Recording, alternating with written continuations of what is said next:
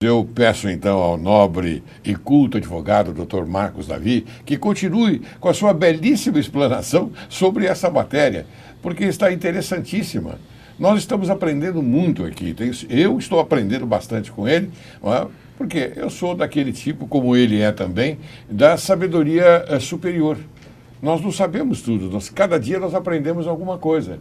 Aqueles que estão do lado da sabedoria inferior, que já não querem aprender mais nada, esses já pararam no tempo e no espaço, não é? Mas nós não. Nós temos que aprender. E tenho certeza que você, telespectador, está se interessando pela matéria de hoje, levada a efeito com a presença desse grande advogado, Dr. Marcos Davi. Dr. Marcos Davi, continue com a sua explanação. E não esqueça de nos contar a respeito do erro inexcusável, não é?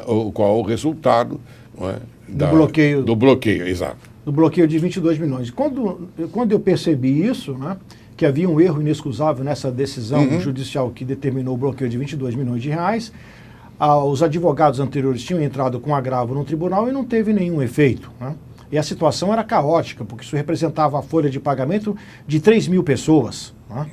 E eles estavam totalmente apavorados. E com toda a razão, eu atravessei uma petição incidental na própria execução, né? Apontando a 7 nulidade absoluta da execução, bastava uma para que houvesse o desbloqueio, haviam 7 nulidades, e depois escrevi uma tese sobre a minha monografia dos limites e das responsabilidades do juiz no exercício da função jurisdicional. E no final, eu dava uma ordem ao juiz.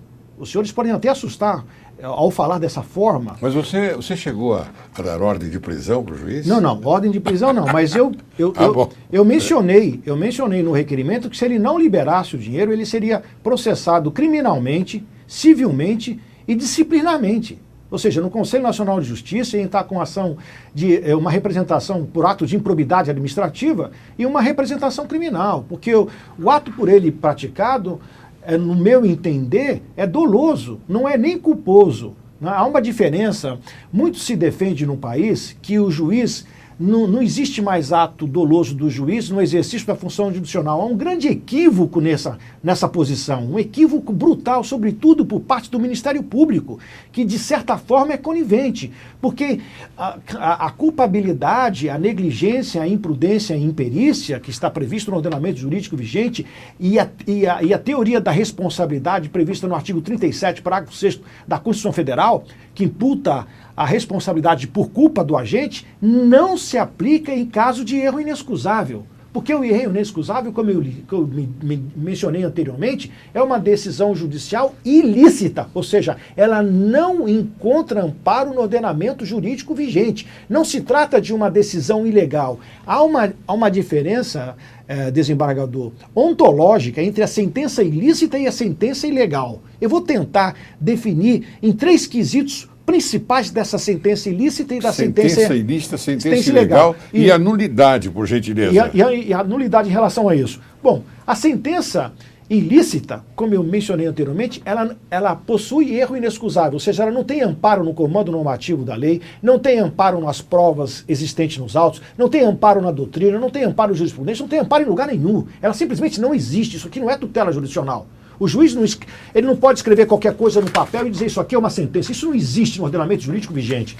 Então, existem formas objetivas, né, e quesitos específicos para que haja a prestação jurisdicional. Quando isso não ocorre, a sentença é ilícita. Ponto. A sentença ilegal, há um raciocínio lógico jurídico, ainda que equivocado, há um relatório, há um embasamento, pode ser um artigo que está equivocado em detrimento de um princípio, então ela existe. E na sentença ilegal existem os recursos processuais cabíveis. Agora, na sentença ilícita, não. E na sentença ilícita, você pode, através de uma petição simples ou através da ação querela nullitatis, declarar nulidade do ato judicial, por inexistir a tutela jurisdicional.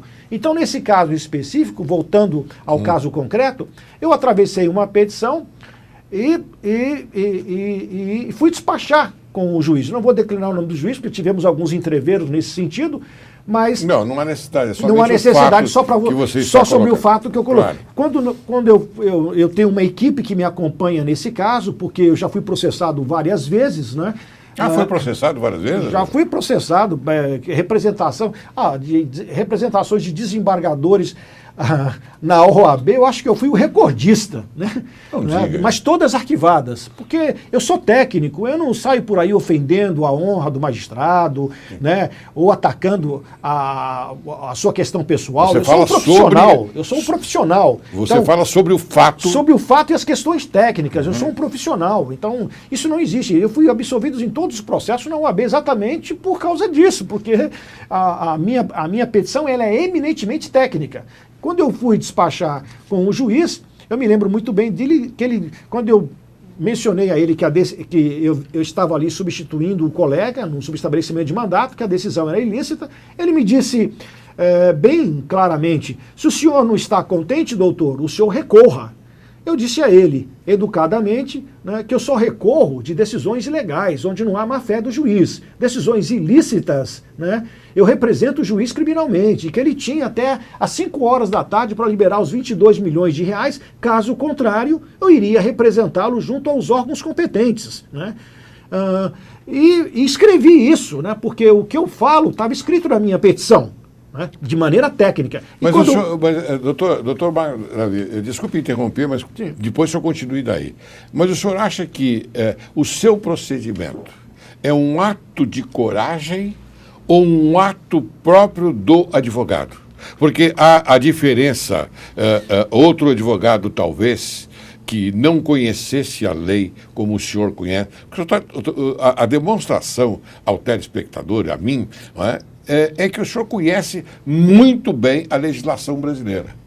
O senhor tem uma noção clara, objetiva da legislação brasileira. Então, a minha pergunta é esta. É um ato de coragem, e quando eu falo um ato de coragem, nós alijamos o conhecimento jurídico. Não é?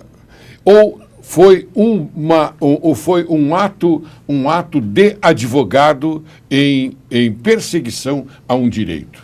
Não, eu ajo como um ato de um advogado, porque eu entendo, com todo o respeito, Excelência, aos demais operadores do direito, ao Ministério Público, à magistratura, eu tenho muitos amigos na magistratura, né?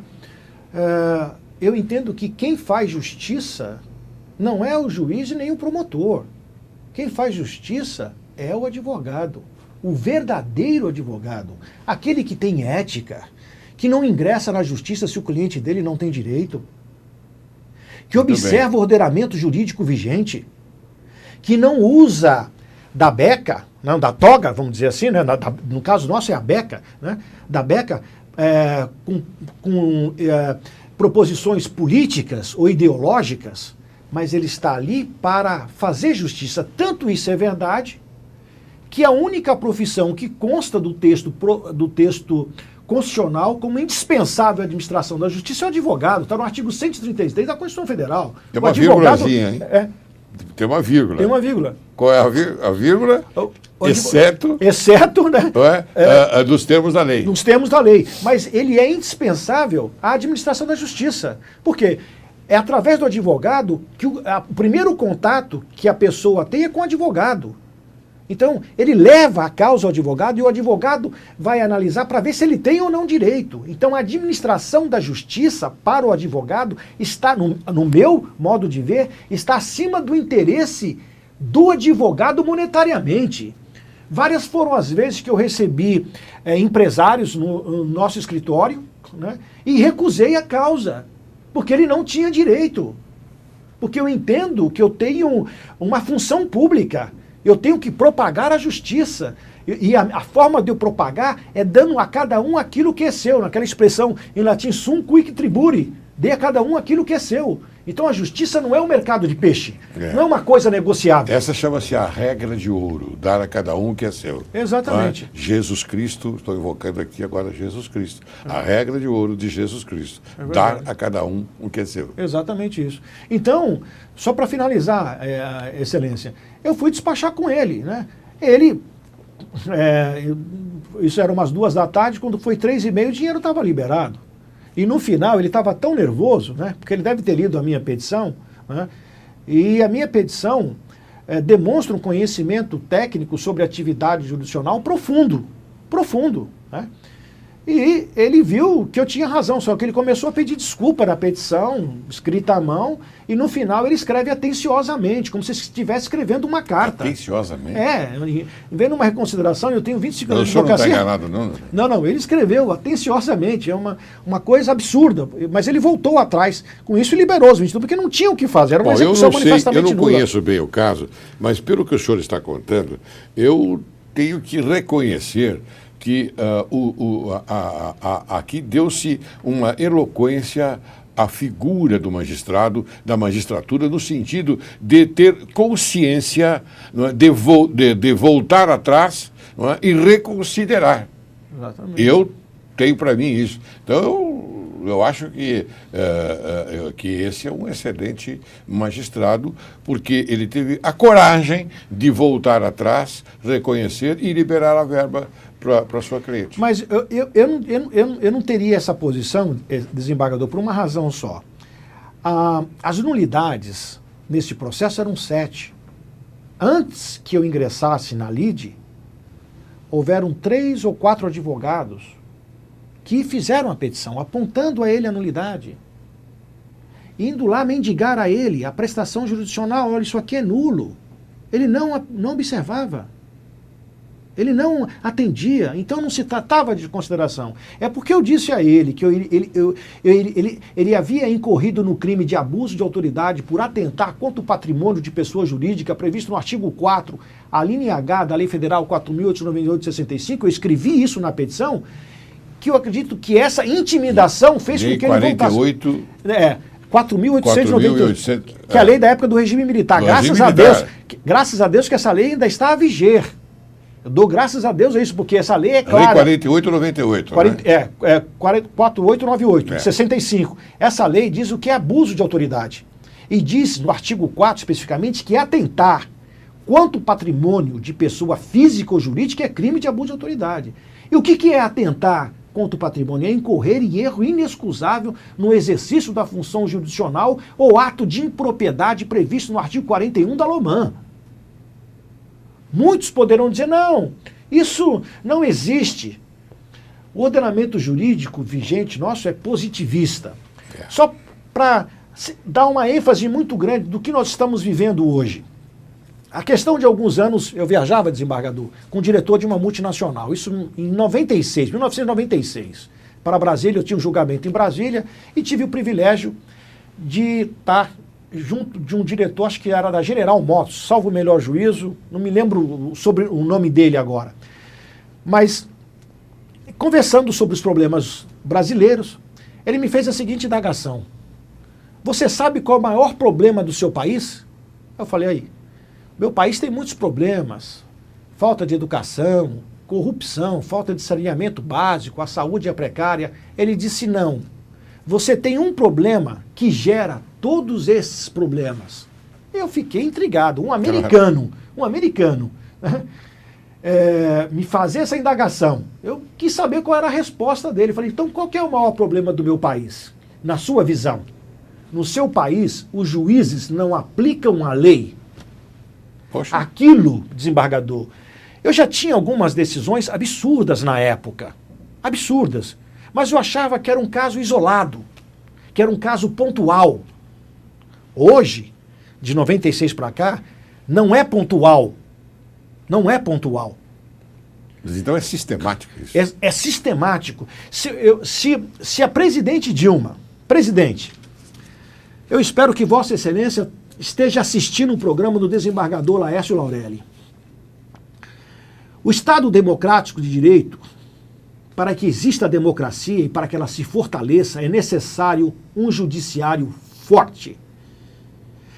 Se nós tivermos, presidente, um judiciário forte, nós vamos moralizar o legislativo e o próprio executivo. E para que haja um judiciário forte, é necessário que eles sejam fiscalizados, como fez a Itália na década de 80. Infelizmente, desembargador, né? Ninguém, a magistratura, nem o Ministério Público, eles não querem ser fiscalizados. Os órgãos de classe, o Conselho Nacional do Ministério Público e o Conselho Nacional de Justiça, no meu entendimento, não funcionam. Não funcionam. Eu tenho um projeto de lei, presidente, que eu queria submeter a Vossa Excelência pessoalmente, expor as razões pelas quais isso se faz necessário. Nós precisamos alterar a lei de crime de responsabilidade, que ela imputa só responsabilidade aos ministros do Supremo Tribunal Federal. Baseada na lei italiana 117, eu aprimorei essa lei e tenho um projeto de lei que altera a lei de crime de responsabilidade no Congresso Nacional para imputar a responsabilidade subjetiva pessoal do magistrado ou do promotor que incorrer em erro inexcusável do exercício da função jurisdicional. Sem que haja isso, Excelência, aqui, presidente, não haverá futuro para a democracia brasileira. Eu digo a Vossa Excelência isso. Se Vossa Excelência, como chefe de Estado, Vossa Excelência não é só chefe do Poder Executivo. Vossa Excelência é chefe de Estado, significa que está acima dos 3 poderes da República, do Judiciário, do Executivo e do Legislativo. Porque a senhora é chefe das Forças Armadas, que tem o dever de preservar, né, e prevenir e fazer valer a ordem jurídica constituída do Estado brasileiro. Se um dos poderes da República não funciona como deveria, conforme garantia constitucional, os direitos fundamentais de ter acesso à justiça, o cidadão comum não está tendo esse acesso, não tem prestação jurisdicional, é muito simples, basta Vossa Excelência criar uma comissão interinstitucional suspendendo as prerrogativas de magistrados e de representantes do Ministério Público e permitir que advogados desse país inteiro apresente a Vossa Excelência várias decisões ilícitas para que Vossa Excelência constitua uma comissão. E a senhora não vai se surpreender quando verificar e chegar à conclusão que eu cheguei em 25 anos de advocacia, que no Brasil não tem justiça. A quantidade de decisões ilícitas no Brasil cresce assustadoramente e coloca em risco a própria estabilidade do regime democrático. Pois é. Só para finalizar um detalhe, um exemplo que eu vou dar. Eu não vou citar o nome do general de exército. Eu tive com um general de exército, ele era comandante-geral de uma das regiões do país, e ele me disse a seguinte situação. Ele abriu um processo disciplinar contra um capitão por tráfico de armas. Esse capitão foi afastado do exército. O advogado do capitão entrou na Justiça Federal e uma juíza federal, né, determinou a reintegração do capitão do exército. Ela não era nem competente, porque isso está vinculado à justiça militar. E disse para o general que se ele não reintegrasse o capitão, ele seria preso. O general, conversando com o general, ele disse para mim assim: Marcos, eu só queria saber como é que ela iria cumprir essa ordem. A que ponto chegou a magistratura? Aí eu coloquei para o general, por que o senhor não prendeu a juíza federal? Porque ele incorreu em crime de abuso de autoridade, por atentar contra o patrimônio da União. Num caso, num tráfico de armas, o guardião constitucional é as Forças Armadas. E ele me disse que isso não era um caso isolado dele como general, que vários generais do país inteiro estavam com esses problemas com a magistratura. Então hoje, presidente, nós temos um superpoder na República. Não é o executivo o superpoder, nem Vossa Excelência que foi eleita pelo escrutínio, pelo voto direto dos seus concidadãos. Nós temos 2 superpoderes hoje, no meu modo de ver: o Judiciário e o Ministério Público. Eu digo isso porque eu já representei vários juízes e desembargadores criminalmente, numa petição eminentemente técnica, E foi arquivado. Não foi objeto de denúncia. E em qualquer país do mundo civilizado, se você mencionar isso, todos seriam processados. Bem, todos. doutor Marcos Davi, lamentavelmente, eu estou no fim do programa, mas essa sua observação, ela é eficaz, eu acho que ela deve ser levada a sério, não é? E, inclusive, a presidente, a nobre presidente desse país, deve escutar esse nobre advogado, porque me parece que ele fala com muita sabedoria, inclusive com fundamento na lei. Eu não posso eu já estou finalizando o programa, lamentavelmente, porque ouvir esse grande advogado é conhecer melhor a lei.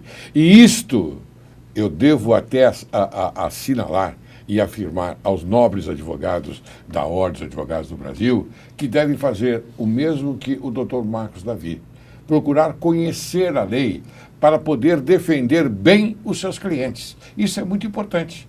Quem defende bem o direito do cliente é porque conhece bem a lei. E o doutor Marcos Davi conhece. Doutor Marcos Davi, suas considerações finais, rapidamente, por favor.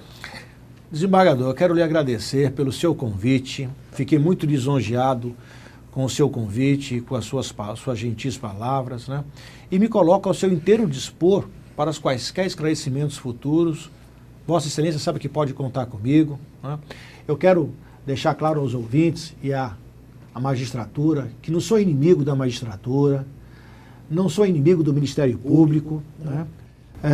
Mas sou um combatente da prestação jurisdicional eficaz e válida. Né? E quero que os ouvintes saibam que algumas das vezes, né, a advocacia é massacrada. Eu não digo, existe muita corrupção na advocacia, eu sei que existe, né? Isso é ruim para a nossa classe, é ruim, né? Mas não são todos, né? Eu quero que vocês tenham ciência disso, que existem grandes advogados, né, na nossa instituição. A maioria é séria. A maioria é séria, de fato, né? E que nós estamos precisando do apoio da população. Como a maioria da magistratura e a maioria do Ministério Público exatamente, é séria também. Exatamente. Muito obrigado, doutor Marcos Davi. Foi uma honra tê-lo aqui e tenho certeza absoluta que o telespectador adorou estar com você hoje na sala de visitas, que é a casa dele e a nossa casa aqui do Direito e Justiça em Foco. Muito obrigado. Obrigado, Vossa Excelência.